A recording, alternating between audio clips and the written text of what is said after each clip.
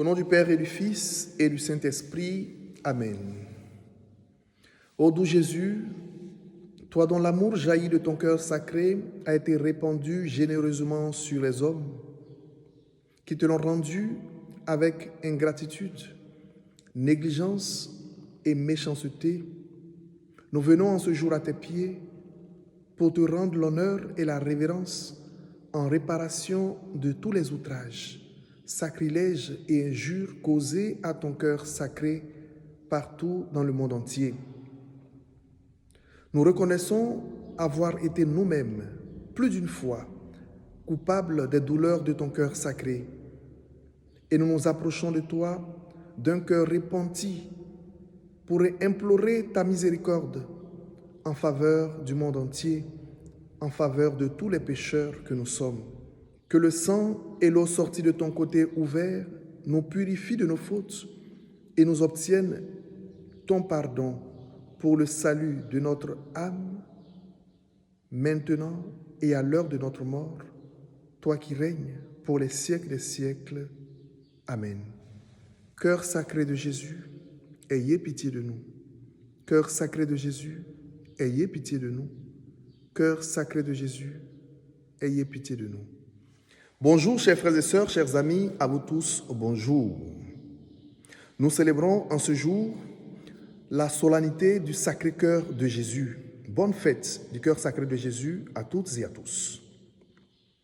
La grande révélation de la Bible, qui finit par captiver tous les cœurs assoiffés d'amour, c'est que Dieu nous aime, parce qu'il a un cœur rempli d'amour. Oui, Dieu a un cœur, et son cœur n'est pas insensible.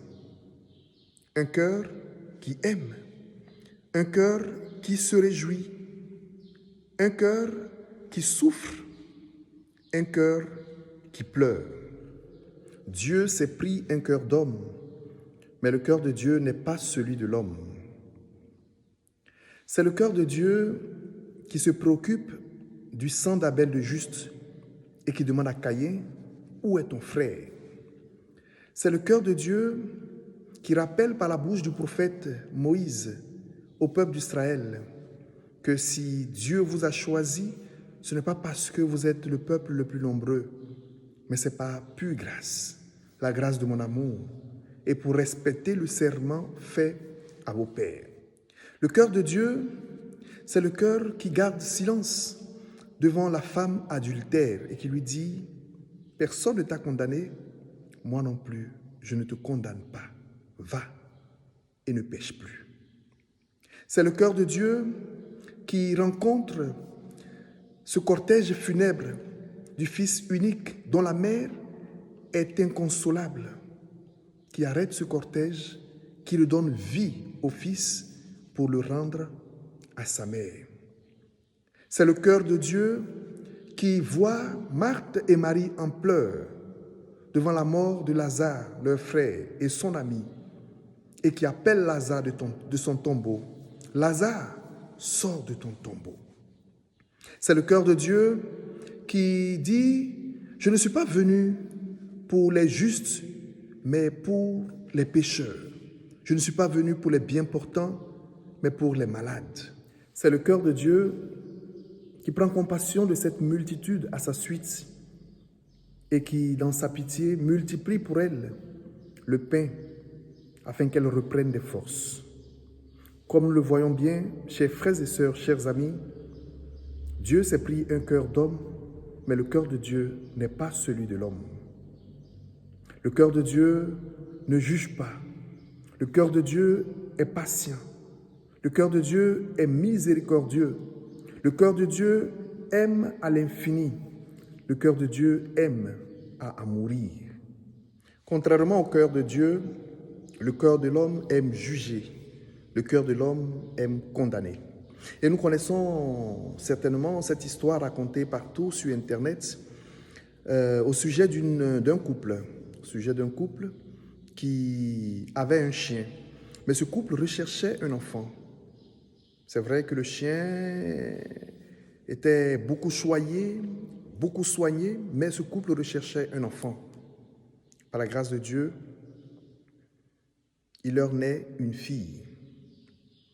une belle petite fille. L'entente est parfaite entre le chien, la petite fille et les parents. Voilà qu'un jour, ce couple reçoit de la visite au salon en bas. La petite fille est en haut, en train de dormir, quand le chien défile partout dans la maison. Il monte à l'étage où se trouve la fille et du coup, on entend de grands cris, des pleurs de la petite fille avec des aboiements du chien. Les parents, tout appelés, courent à l'étage pour voir ce qui se passe. Quand le chien sort, la gueule dégoulinante de sang.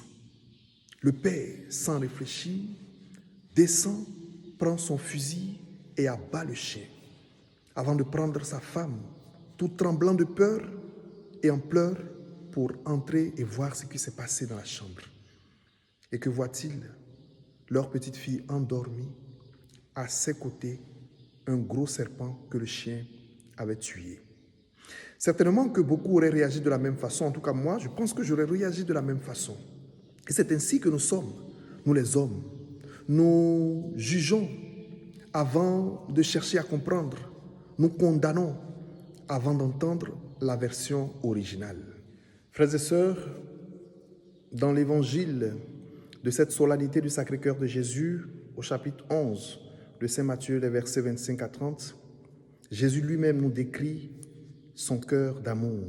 « Venez à moi, vous tous, qui peinez sur le poids du fardeau, et vous trouverez le repos. Prenez sur vous mon joug, devenez mes disciples, et vous trouverez le repos pour votre âme. » Frères et sœurs, le Seigneur Jésus-Christ nous dévoile la douceur de son cœur, nous dévoile l'humilité de son cœur. Je suis doux et humble de cœur. C'est une promotion de salut qui nous est offerte, frères et sœurs, nous qui aimons les promotions, nous qui aimons les offres. C'est une promotion de salut, nous reposer au cœur du cœur sacré de Jésus, accueillir l'amour de ce cœur sacré de Jésus. Et en cette fête du Sacré-Cœur de Jésus, lui-même nous révèle que ce n'est pas tant le péché qui fait souffrir ce cœur d'amour, mais c'est le refus du pardon, le refus de nous approcher et nous abreuver de sa miséricorde. C'est ce qui fait souffrir le cœur sacré de Jésus. Accueillons ce don de l'amour qui jaillit du cœur de Jésus. Accueillons l'amour de Jésus et acceptons de nous abreuver à cet amour pour recevoir le salut pour notre âme. Frères et sœurs, dans la deuxième lecture de ce jour, l'apôtre Jean nous dit que Dieu est amour. Et c'est par amour que Jésus a souffert et est mort sur la croix. C'est par amour que son côté a été transpercé et de son cœur en est sorti du sang et de l'eau. Le Christ n'est pas mort inutilement. Il est mort pour nous sauver. Il est mort pour que vous et moi ayons la vie en abondance, la vie éternelle.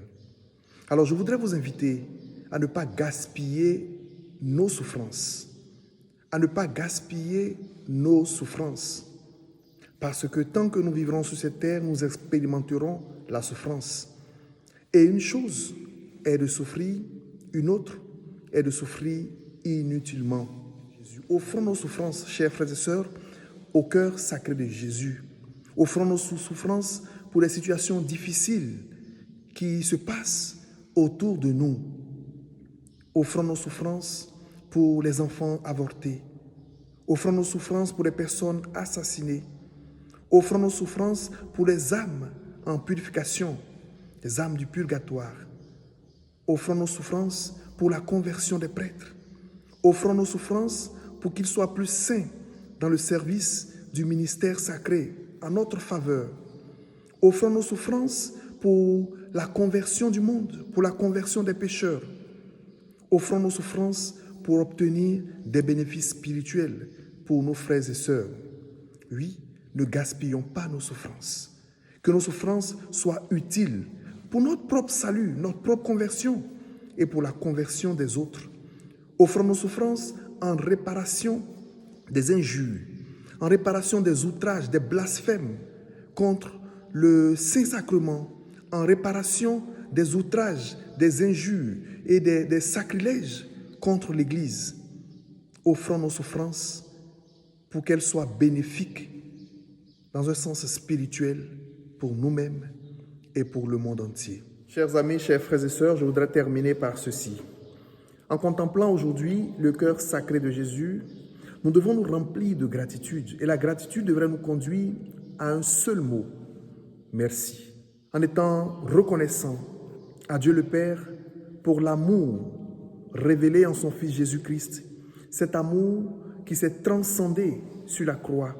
Du côté ouvert de Jésus en est sorti du sang et de l'eau pour notre purification, pour notre salut. Un seul mot dans notre cœur aujourd'hui, un mot de reconnaissance. Disons ensemble, merci Seigneur de m'avoir aimé. Merci Seigneur de m'aimer.